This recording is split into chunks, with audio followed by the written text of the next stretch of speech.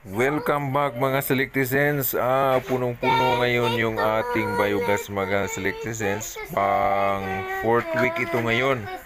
So madami yung production natin ngayon mga selectizens. Kaya kailangan nating bawasan yung ating gas para hindi sasabog yung ating digester. Kaya sa mga bago pa lang dito sa ating channel, huwag kalimutang mag-subscribe para maging updated sa susunod natin na mga videos. So ang gagawin natin dito mga selectizens ngayon ay gagamitin natin as Blowtorch yung ating biogas para sa ating bamboo.